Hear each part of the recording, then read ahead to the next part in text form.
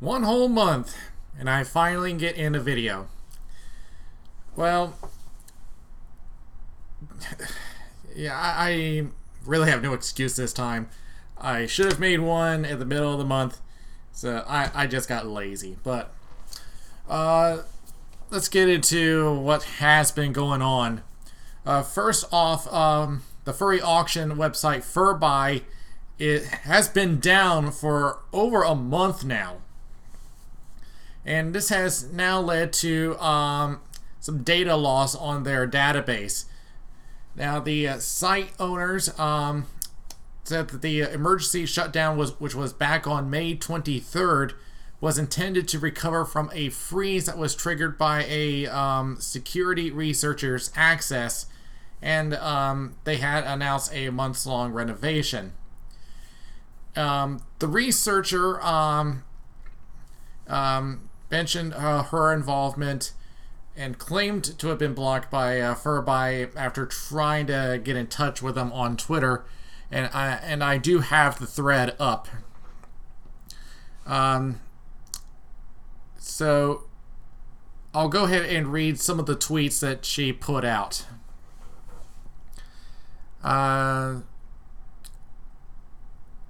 With the ever-increasing adoption companies accepting and being more welcoming to security researchers, but there are still many companies which still see responsible disclosure as a threat, or even flat out ignore communication or attempt to cover up security breaches. It's counterproductive, and companies who take routes to ignore responsible security disclosure or deny them show their disregard for their users' security. Many security researchers passionately care for security and simply want to help companies fix issues they discovered.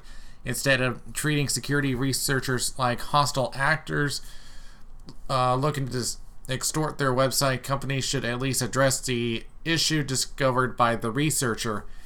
This over-sensationalized fear of security needs to end, and the InfoSec community as a whole is changing that. What started this thread was an interaction with a company that ran an auction website which handled high volumes of transactions. First reached out by email, then their Twitter account. I was consequently blocked by their Twitter account, and it appears they're also covering it up. Due to a vulnerability I discovered, an attacker would have been able to log into their database and access customer passwords and usernames and other sensitive data. The reaction was to simply block and ignore communication attempts, which is counterintuitive, as I previously stated.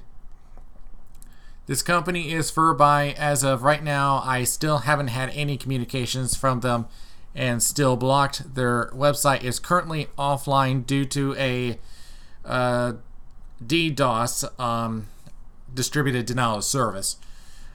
Which is not likely due to the issue I found resolved around their database. At this point, public disclosure with lack of vulnerability details or sensitive data is the best way to make their users aware of the state of security for this website. And she goes into some more technical stuff.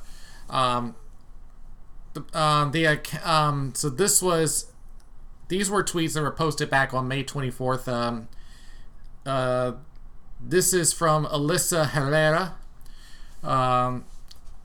So you look that up. That's again back on May 24th, around the same time that FurBuy had shut down. But FurBuy had claimed users' personal data, email passwords were not accessed, other than any personal data within images that were uploaded, not emailed to the website. While they did not dispute the source code with credentials that was accessed, they said they could not be used to access the site database without being in a certain location with VPN access. FurBuy is not offering refunds for past subscriptions. Rather, new subscriptions for the site they have promised to create for which they are soliciting testers and say they purchased 10U of hardware for. Those wish to obtain a refund regardless will have to consult PayPal's own terms for their jurisdiction to see if they are entitled. But because of this, the website, the Dealer's Den, is now getting more traffic because of this incident that has occurred with FurBuy.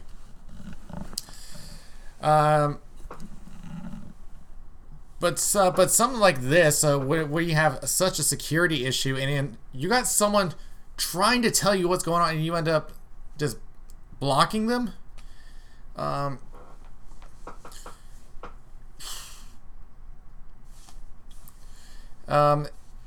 This was also posted up on the same article. They put up another tweet. Someone tweeted to them, "You run production websites on 20-year-old hardware. That's more of a concern to me than your alleged DDoS. No consumer should trust these people."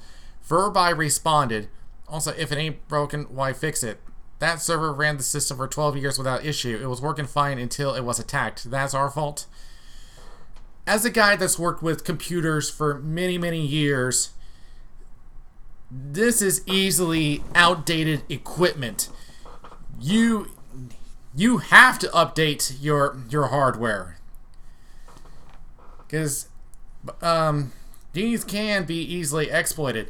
Even such a small time as like a few weeks, if not a few days, people continue to find security problems. Even with the computers that we have now, there are people that spend their time just looking into hacking websites, computers. It happens all the time. It's really important that you keep your stuff up to date. And I don't understand why FurBuy is not investing into updating their equipment. And because of this, now they've lost business. And who knows if they're going to get their website back. And this is definitely has caused a trust issue with their customers. So now people are now going over to Dealer's Den. So this was a big screw up on FurBuy's part. Let's see. I think the rest of the stuff's going to be cons, because what else would it be? Some controversy involving Anthrocon, which, by the way, is a possibility for me as far as appearing. Not going to be anything major for me if I do go. It wasn't even on my planned list of cons to attend to this year. But anyway. Now, this year is Anthrocon 10th anniversary. And they've done what some cons have done in the past, and that is invite back their past guests of honor. Well, one of those has caused some problems and some outrage. One of them being To the Ranting Griffin. Yeah, it's been a long time since I said that name. But people, personally, I don't understand this myself, but people say that he's, I think, too controversial as being too tame on that. But it's like people don't like what he says anymore. The person who wrote this article, I don't like how he wrote this. It's like he was more about. He's more about making controversial statements than more than comedy. I don't even know if he even seen his work. I mean, I got pieces of his shows still up on my channel. Heck, even the Anthrocon YouTube page still has his show up there. But a lot of his controversial stuff comes from his rants, which he hasn't done one in a few years now. Most of the stuff he's doing is gaming. He's been wanting to do more rants, but it's been a combination of real life stuff and he's had health issues. He's had this issue with his leg, which I won't get into the details of that. But anyway, because of all that, people have been threatening not to go. From what I've been hearing, the board of directors at FurCon actually got into a heated discussion as to whether invite him over. And originally they did invite him, but because of all the backlash over this, now I know that two posted a video, or at least tweeted out that what had happened. I can't remember if there was that they asked him not to come or they weren't going to give him stage time. And two just said, "I'll respect that. I won't go." So I don't think he was outright banned from it. He just chose not to go, just like Anthrocon. He was not banned from Anthrocon. Just he was not going to get any stage time, and so he had decided just not to go voluntarily. But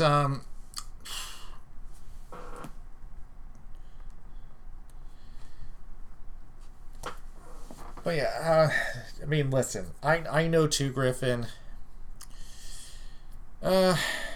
Sometimes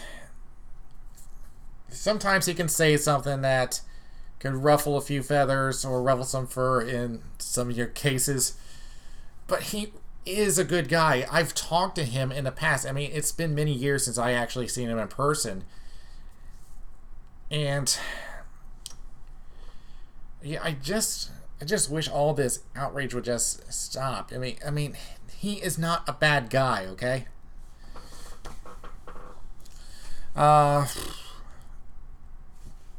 What else we got?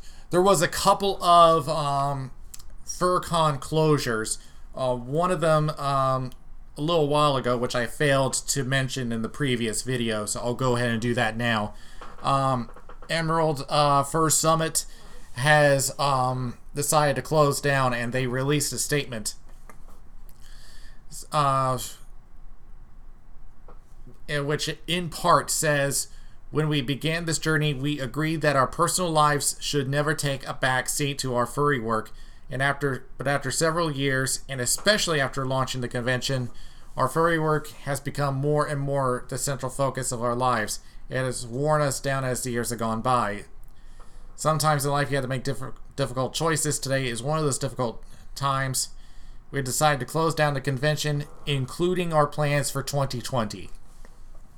So mainly that it's just taking away time from their personal lives, and they just don't have the time or energy to put in that work.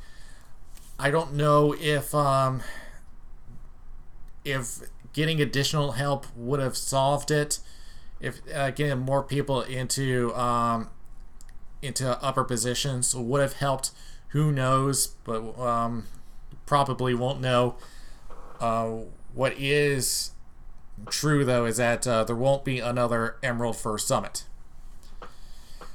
And I got this not too long ago, and this one is really unfortunate because I heard that people really like this particular convention, but here's what I got, and it's from Pine FurCon. This is from the con chair, Haunter Husky. I have some news about PFC. Unfortunately, even with how successful PFC was these past 2 years, I have to regretfully inform you that PFC is coming to an end. The convention did not make enough to sustain running. The board and myself have exhausted all our resources, and we have tried everything to keep this going. I apologize and thank you from the bottom of my heart for the support and that you have given us. Please remember all the great memories and the great things we have done for the community. I am really surprised. This was just before I came on camera. I am shocked that this has happened. After the popularity of Pine FurCon for the past couple of years, and they run out of money. I thought they had enough to sustain. They could have potentially become one of the bigger cons. But I don't know what happened. Yeah, this. I don't know. Yeah, I'm just as surprised as everyone else. Before I get into the upcoming events, there is one other thing I need to get into.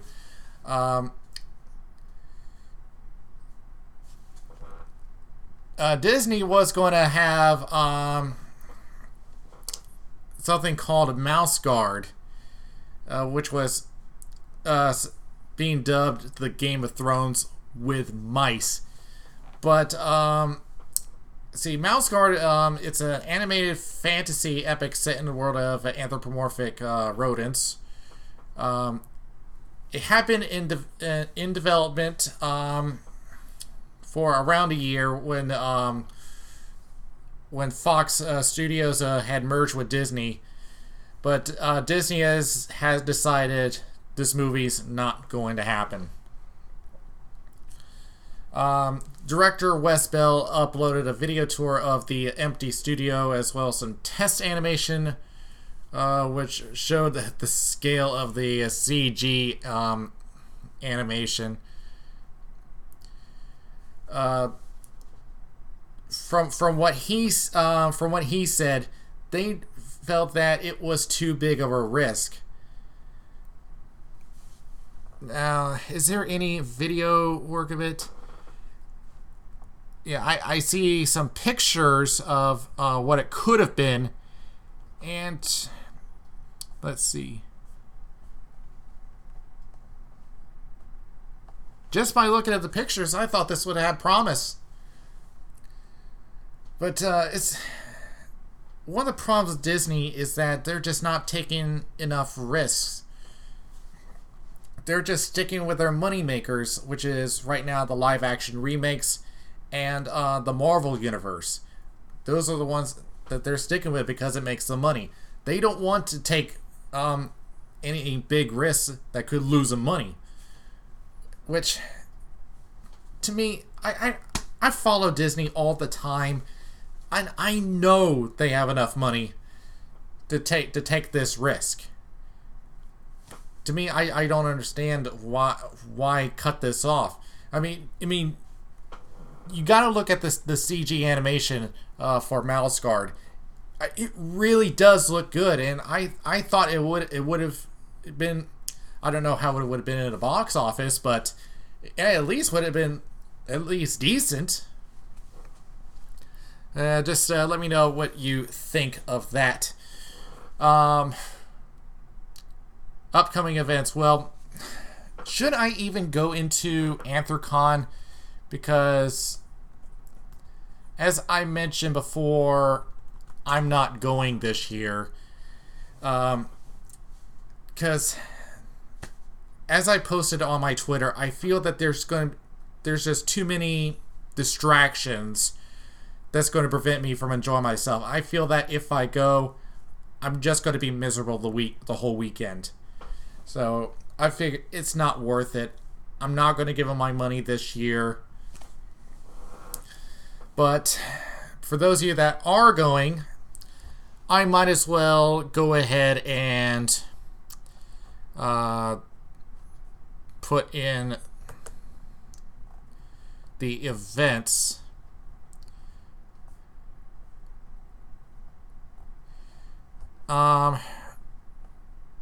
There are 3 guests of honor. I'm only going to mention 2 of them because I already said my feelings on one particular one. First one is Benjamin Diskin. 30 years of voice acting experience. He has played the roles of Joseph Joestar in JoJo's Bizarre Adventure, Sai in Naruto Shippuden,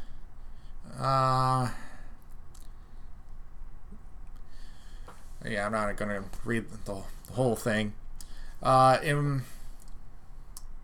Oh, he was also in Codename Kids Next Door, a show I used to watch. He used to voice number 1 and number 2. He's been doing video game voiceover in the early days of PlayStation 2. He was Eric Sparrow in Tony Hawk's Underground. Young Master, these names.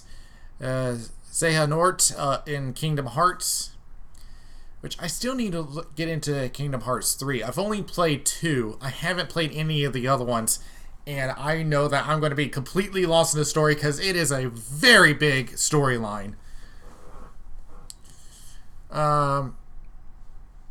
So he is one of the guests of honors.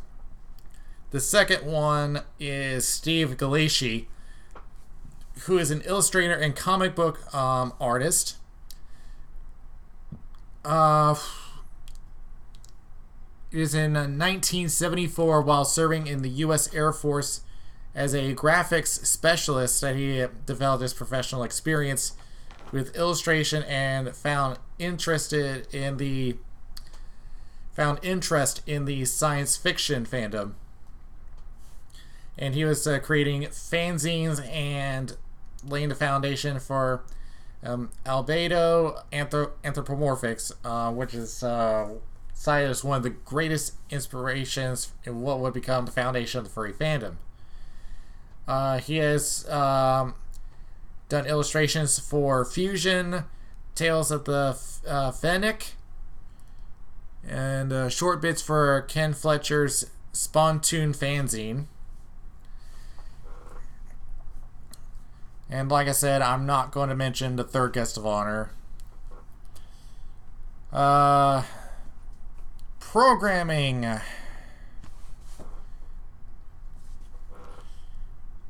Pre-registration opens up noon. Zoo opens up at the same time.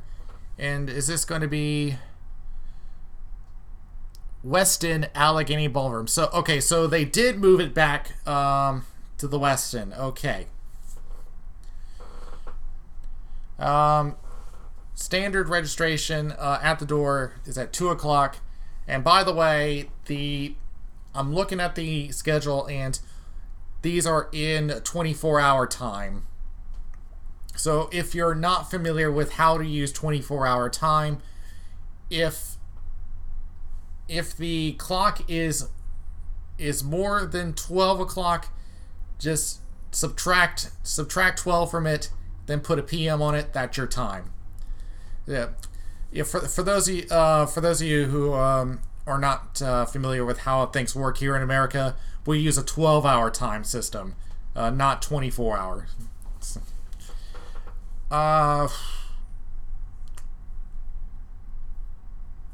Dances start at 9 o'clock p.m. Let's see. Registration opens up again on Friday at 9. Opening ceremonies at 10. Fuzzy Logic is going to be at Anthrocon this year, and I do recommend doing this. I was there for BLFC, and it is a fun thing to do. It will cost you money. Does it say how much it is? Requires ticket purchase. Doesn't say, but I'm sure it'll be on here somewhere. But anyway. Dealer's Room, sponsors and super sponsors have early access at 11:45. It'll open up to everyone else at 12 noon.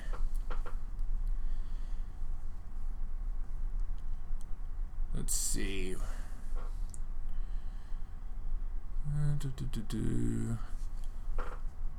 Okay, what's Furry Music Festival? This one is at 1:30. Naga Mega Concert of Artists. So it's various musicians. Okay. Where's that one at? Spirit of Pittsburgh Ballroom. Okay. So it's just a concert just with multiple Charity poker tournament sign-ups are at 2 o'clock at rooms 401, 402, which is tabletop gaming. Dragon Show live at 3. That will be at the Westin Allegheny Ballroom. Charity poker tournament will officially start at 3, same time. And is that going to be, yep, 401, 402.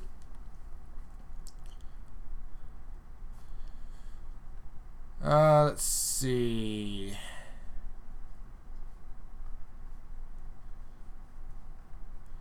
Oh yeah, one of my favorite ones. Whose Line Is It Anyway? That's at 5. And it is going to be at Allegheny Ballroom. So far, I've only done that once this year, and that was at FurSquared. BLFC, I just didn't have any time to do it. I was already busy with something else. What else we got? Kage Story Hour, that is at 7. Yeah, always a fun one to go to, and I know he has something lined up because he had mentioned something. Oh, I think it has something to do with Air Canada, because I remember seeing that on his Twitter feed. I'm sure he's going to mention that.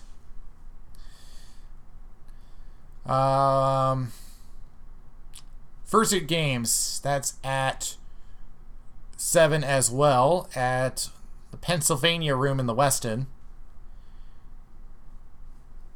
Alkali Live, so that's right after Kage Story Hour, so this is comedy from Alkali. He's definitely a very good comedian. I do recommend him. Let's see.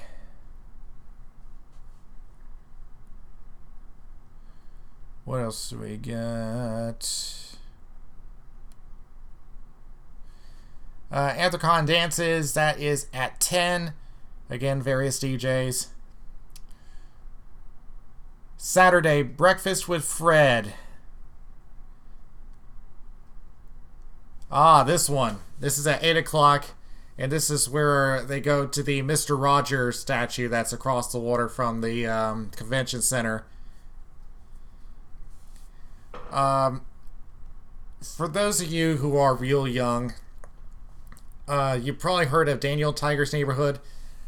Mr. Rogers was was the guy that created him, and he had his own show. Like, when did his show start? I know it was way back, but you gotta look at one of his original shows. Let's see. Dealer's Room, sponsor, super sponsors will have early access at 9:50. You'll open everybody else at 10.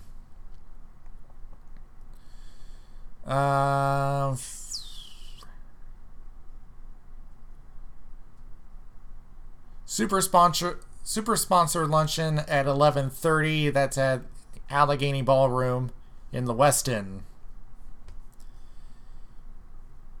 Fursuit lineup is at 1 o'clock p.m. at Hall A.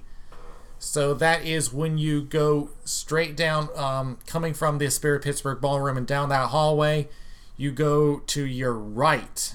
But make sure you go down the escalators first to get access to the halls. So it's the biggest hall, the one on the right. Photo will be at 2 o'clock, and then the parade immediately following the photo. And they will do it at 2 o'clock on the dot. They are very strict about the time.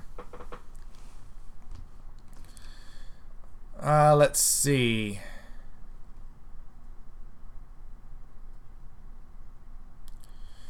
Fursuit Kickball. I know they do that at one of the halls. Which one is it? Hall A, the biggest one. Okay, thank you.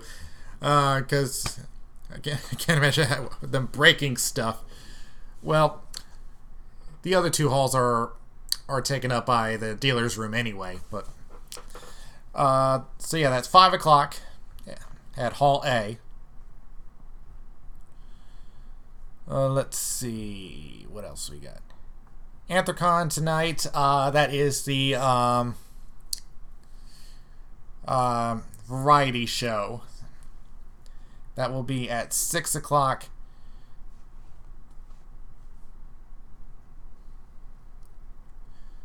Oh.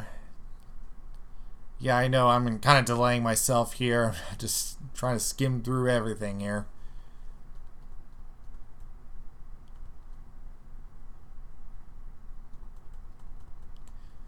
Anthrocon dances start at 11 on Saturday. Sunday, dealer's room, early access at 9:50, opens everyone else at 10. Registration opens up at 10 as well. Okay, this title caught my attention. My cat is on my face. Okay, that's a strange title for a panel. What is this about? A meetup for fans and friends of domestic felines. Swap funny stories and share photos of your cats. For cat owners and fans who like to discuss with furry friends. So it's just people who are cat lovers. But that's just a strange title. Okay, let's see. Charity auction will be at noon. And this will be at room 406. And you will have an opportunity to look at the items that are up for auction. They will be laid out at the dealer's den. You'll have Friday and Saturday to look at them and decide what you want. And that reminds me, there is the raffle for charity. You will have to buy tickets, and then you'll place them in what prizes you want to go for. So yeah, don't forget about that. Let's see what else we got. Charity, whose line is it anyway? And that's at 2 o'clock at Allegheny Ballroom. Let's see. And then the charity comedy show. Of course, it'll be Kage, Alkali, Boozy, and Tianlong. That will be at 4 o'clock. And a ticket is required, and it will be for charity, and you will get your ticket at the dealer's den. And finally, the closing ceremonies will be at 6, and the dead dog dance at 8.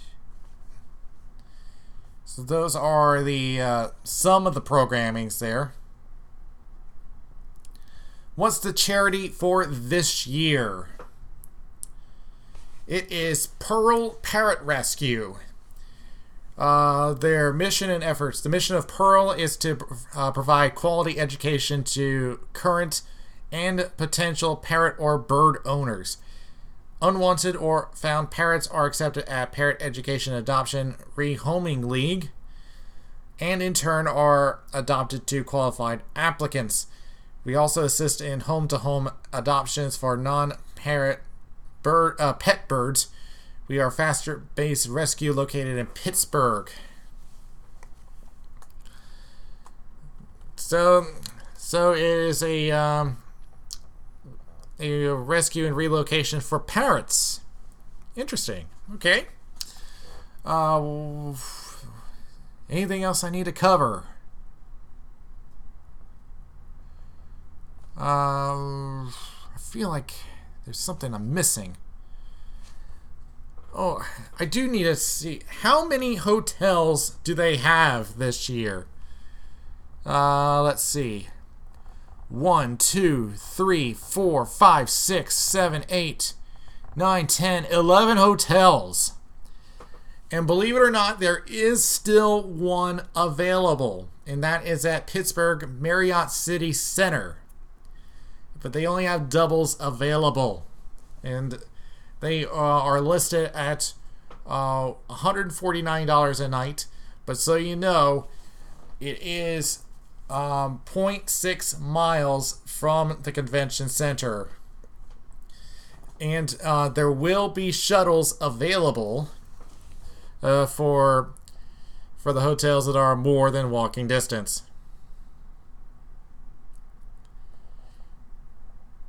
Let's see. I think Marriott is the furthest one, I think.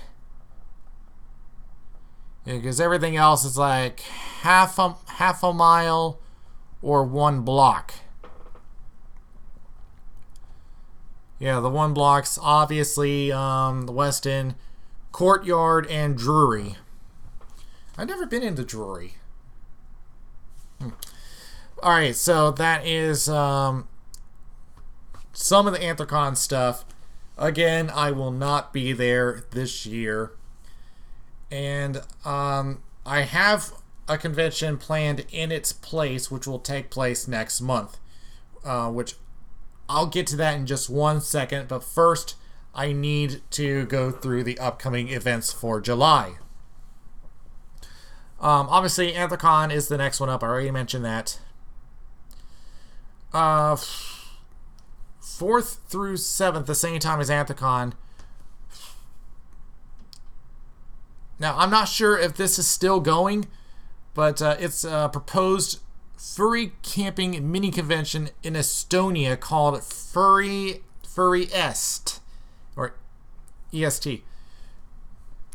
Now, are they still planning this one? Just give me a second. I'm looking at their website right now.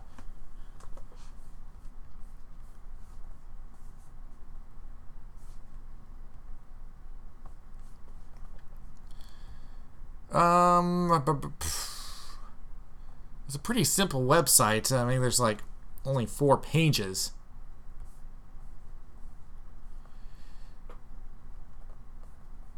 Wow, and they even list the names of the attendees that are going. Okay, I'm not going to mention who is. They say how many are currently attending. Okay, I'll assume that one is going. So, for Furry Est in Estonia from the 4th to the 7th, same weekend as Anthrocon. Furtastic, which is going to be from the 8th to the 12th. And that is going to be in Denmark. Sesfur from the 10th to the 14th being held in the Czech Republic. South Africa from the 12th to the 15th in South Africa. Has this been done before? Yes, it has. Yeah, I didn't think I covered that one before. Lviv, that's a weird one to say. 18th to the 21st in Ukraine. Okay, so that's why it's called that. It's in the Lviv Oblast. I probably butchered that. So, Furry Siesta from the 19th to the 20th in Texas. At the same time, London Fur's Summer Weekender, obviously in the UK. Anthro Weekend, Utah, from the 19th to the 21st. You want to take a guess where that's at? Furry Summer Gathering, July 20th. Where's that being held at?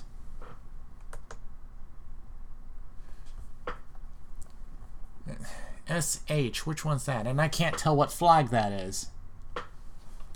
Give me 1 second here. Where's that one at?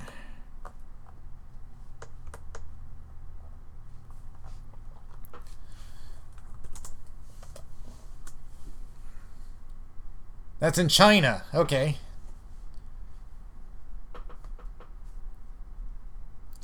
We have FurCan from the 20th to the 21st in Mexico.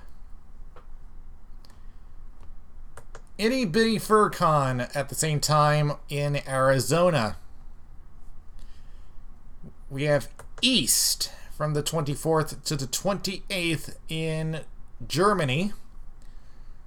Harbor City FurCon from the 26th to the 28th in Australia.